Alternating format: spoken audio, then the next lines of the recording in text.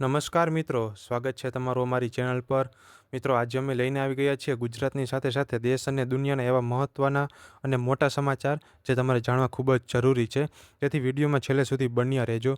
અને મિત્રો, જો તમે નવા છો તો ચેનલને સબસ્ક્રાઈબ જરૂરથી કરી દેજો, જેથી આવનારા બધા વિડીયો તમે સૌથી પહેલાં જોઈ શકો. અમદાવાદ સિરિયલ બ્લાસ્ટ કેસમાં હાઈકોર્ટનો ઐતિહાસિક ચુકાદો. ગુજરાત હાઈકોર્ટે 2008ના અમદાવાદ સિરિયલ બ્લાસ્ટ કેસમાં સ્પેશિયલ કોર્ટના ચુકાદાને મોટાભાગે યથાવત રાખ્યો છે. કોર્ટે 38 દોષીઓને ફાંસીની સજા અને 11 દોષીઓને આજીવન કેદને મંજૂરી આપી છે. આ બ્લાસ્ટમાં 56 લોકોના મોત થયા હતા અને 200થી વધુ લોકો ઘાયલ થયા હતા. આ ચુકાદા બાદ રાજ્યભરમાં સુરક્ષા વ્યવસ્થા કડક બનાવવામાં આવી છે. પીડિત પરિવારો દ્વારા ચુકાદાને ન્યાયની જીત ગણવામાં આવ્યો છે, જ્યારે બચાવ પક્ષ આગળ સુપ્રીમ કોર્ટમાં અપીલ કરી શકે છે. ગુજરાતમાં અતિભારે વરસાદનું રેડ એલર્ટ. ભારતીય હવામાન વિભાગે સુરત, નવસારી, વલસાડ, ડાંગ, તાપી, ભરૂચ અને ભાવનગર સહિત અનેક જિલ્લાઓમાં અતિભારે વરસાદ માટે રેડ એલર્ટ જાહેર કર્યું છે. હવામાન વિભાગ મુજબ કેટલાક વિસ્તારોમાં 200 મીમીથી વધુ વરસાદ પડી શકે છે. લોકોને નદી, નાળા, નીચાણવાળા વિસ્તારો અને દરિયાકાંઠે જવાનું ટાળવા સૂચના આપવામાં આવી છે. 7થી 9 જુલાઈ દરમિયાન વરસાદનું જોર યથાવત રહેવાની શક્યતા છે. સુરતમાં ભારે વરસાદથી જનજીવન અસ્તવ્યસ્ત. સુરત શહેર અને જિલ્લામાં ભારે વરસાદ બાદ અનેક વિસ્તારોમાં પાણી ભરાઈ ગયા છે. અનેક રસ્તાઓ પર ટ્રાફિક જામ સર્જાયો છે, જ્યારે કેટલાક વિસ્તારોમાં શાળાઓને રજા જાહેર કરવામાં આવી છે. એનડીઆરએફ અને સ્થાનિક તંત્રને સ્ટેન્ડ બાય રાખવામાં આવ્યું છે. વરસાદને કારણે વીજ પુરવઠા અને જાહેર પરિવહન પર પણ અસર જોવા મળી રહી છે. ગીર વિસ્તારમાં સિંહણનો હુમલાનો વિડીયો વાયરલ થયો છે. ભાવનગર જિલ્લાના પાલીતાણા નજીક એક માલધારી પર સિંહણે હુમલો કર્યો હોવાનો વિડીયો વાયરલ સોશિયલ મીડિયામાં થયો છે. માહિતી મુજબ સિંહણે વ્યક્તિને લાંબા સમય સુધી જમીન પર દબાવી રાખ્યો, પરંતુ બાદમાં કોઈ ગંભીર ઈજા કર્યા વગર જતી રહી. વન વિભાગે લોકોને જંગલ વિસ્તારની નજીક સાવચેતી રાખવાની અપીલ કરી છે. ગિફ્ટ સિટી અને વિયેતનામ વચ્ચે મહત્વપૂર્ણ કરાર. ગુજરાતના ગિફ્ટ સિટી અને વિયેતનામના દા નાંગા ફાઇનાન્શિયલ સેન્ટર સાથે ફિનટેક, ડિજિટલ બેન્કિંગ અને આંતરરાષ્ટ્રીય રોકાણ ક્ષેત્રે સહયોગ માટે મહત્વપૂર્ણ સમજૂતી કરી છે. આ કરારથી ગુજરાતમાં વધુ વિદેશી રોકાણ આવવાની અને ગિફ્ટ સિટીને વૈશ્વિક નાણાકીય કેન્દ્ર તરીકે વધુ મજબૂત બનાવવાની આશા વ્યક્ત કરવામાં આવી છે. ગુજરાત રિફાઇનરીને આંતરરાષ્ટ્રીય ગ્રીન એવોર્ડ. ઇન્ડિયન ઓઇલની ગુજરાત રિફાઇનરીને પર્યાવરણ સંરક્ષણ, ઉર્જા બચત અને ગ્રીન ટેકનોલોજીના સફળ અમલીકરણ બદલ આંતરરાષ્ટ્રીય ગ્રીન એવોર્ડ મળ્યો છે. આ સન્માનથી ગુજરાતના ઔદ્યોગિક વિકાસ અને પર્યાવરણ પ્રત્યેની પ્રતિબદ્ધતાને વૈશ્વિક સ્તરે માન્યતા મળી છે. સમગ્ર ગુજરાતમાં ચોમાસું સંપૂર્ણ રીતે સક્રિય બન્યું છે. આઈએમડીએ જાહેર કર્યું છે કે દક્ષિણ પશ્ચિમ ચોમાસું હવે સમગ્ર ગુજરાતમાં પહોંચી ગયું છે. આગામી થોડા દિવસો સુધી રાજ્યના મોટાભાગના વિસ્તારોમાં વરસાદ ચાલુ રહેવાની શક્યતા છે. ખેડૂતો માટે આ સારા સમાચાર છે, કારણ કે ખરીફ પાકની વાવણીને ગતિ મળશે. જોકે વધુ વરસાદથી નીચાણવાળા વિસ્તારોમાં પૂર જેવી સ્થિતિ પણ સર્જાઈ શકે છે. રાજ્યના ડેમો અને નદીઓમાં પાણીની આવક વધી છે. સતત વરસાદને કારણે રાજ્યના મોટા ડેમો અને જળાશયોમાં પાણીની આવક નોંધપાત્ર વધારો થયો છે. કેટલાક ડેમો 70% વધુ ભરાઈ ગયા છે, જ્યારે અનેક નદીઓમાં જળસ્તર ઝડપી વધી રહ્યું છે. જળસંપત્તિ વિભાગ સતત સ્થિતિ પર નજર રાખી રહ્યું છે અને નીચાણવાળા વિસ્તારોમાં લોકોને સાવચેત રહેવા સૂચના આપવામાં આવી છે. પ્રધાનમંત્રી નરેન્દ્ર મોદીની ઇન્ડોનેશિયા મુલાકાત. પ્રધાનમંત્રી નરેન્દ્ર મોદી તેમની 3 દેશોની વિદેશ યાત્રાના પ્રથમ તબક્કામાં ઇન્ડોનેશિયાની રાજધાની જકાર્તા પહોંચ્યા છે. અહીં તેમણે ઇન્ડોનેશિયાના રાષ્ટ્રપતિ સાથે દ્વિપક્ષીય બેઠક કરી. બંને દેશો વચ્ચે સંરક્ષણ, વેપાર, દરિયાઈ સુરક્ષા અને મહત્વપૂર્ણ ખનિજ ક્ષેત્રે અનેક કરારો થયા. ભારત ઇન્ડોનેશિયાને બ્રહ્મોસ મિસાઇલ સિસ્ટમ સપ્લાય કરવા અંગે પણ મહત્વપૂર્ણ સમજૂતી પર પહોંચ્યું છે. આ મુલાકાત ભારતની એક્ટ ઈસ્ટ પોલિસીને વધુ મજબૂત બનાવશે. દિલ્હી હાઈકોર્ટનો એક્સ એકાઉન્ટ અંગે મહત્વપૂર્ણ નિર્ણય. દિલ્હી હાઈકોર્ટે એક સામાજિક રાજકીય સંગઠનનું બ્લોક કરાયેલું એક્સ એકાઉન્ટ ફરી શરૂ કરવાનો આદેશ આપ્યો છે. કેન્દ્ર સરકારે કોર્ટમાં જણાવ્યું છે કે હવે તેને એકાઉન્ટ ચાલુ કરવા સામે કોઈ વાંધો નથી. આ નિર્ણય સોશિયલ મીડિયા પર અભિવ્યક્તિની સ્વતંત્રતા અંગે મહત્વપૂર્ણ માનવામાં આવી રહ્યો છે. મુંબઈમાં ભારે વરસાદથી જનજીવન ખોરવાયું છે. મુંબઈ, થાણે અને આસપાસના વિસ્તારોમાં સતત ભારે વરસાદને કારણે રસ્તાઓ પાણીમાં ગરકાવ થયા. લોકલ ટ્રેન સેવા પર પણ અસર પડી અને અનેક વિસ્તારોમાં ટ્રાફિક જામ સર્જાયો છે. બીએમસીએ વિદ્યાર્થીઓની સુરક્ષાને ધ્યાનમાં રાખીને તમામ શાળા અને કોલેજોમાં રજા જાહેર કરી છે. આઈએમડીએ રેડ એલર્ટ જાહેર કરીને લોકોને બિનજરૂરી બહાર ન નીકળવાની સલાહ આપી છે. કેરળના વાયનાડમાં ટનલ પ્રોજેક્ટ પાસે ભૂસ્ખલન. કેરળના વાયનાડ જિલ્લામાં ટનલ પ્રોજેક્ટ નજીક ભારે વરસાદને કારણે ભૂસ્ખલન થયું હતું. ઘટનામાં અનેક કામદારો ફસાયા હતા. બચાવ દળો દ્વારા સતત રેસ્ક્યુ ઓપરેશન હાથ ધરાયું છે.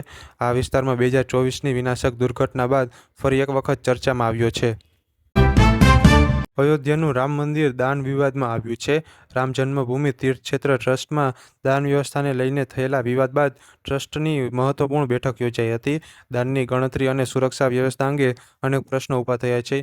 એસઆઈટી તપાસ આગળ વધી રહી છે અને ટ્રસ્ટ તરફથી આંતરિક સુધારાના સંકેતો આપવામાં આવ્યા છે. દેશમાં ચોમાસાનો પ્રકોપ જોવા મળી રહ્યો છે. ગુજરાત, મહારાષ્ટ્ર, કર્ણાટક, કેરળ, ઉત્તર પ્રદેશ અને અન્ય રાજ્યોમાં ભારે વરસાદને કારણે પૂર જેવી સ્થિતિ સર્જાઈ છે.